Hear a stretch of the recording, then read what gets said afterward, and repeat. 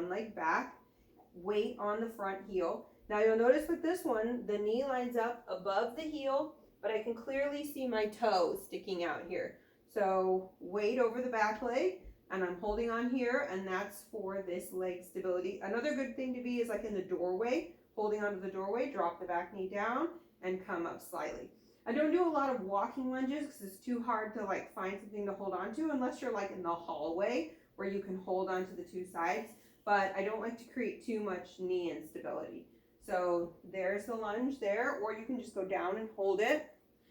Here's the wall sit, so sitting against the wall. So you'll notice same thing here.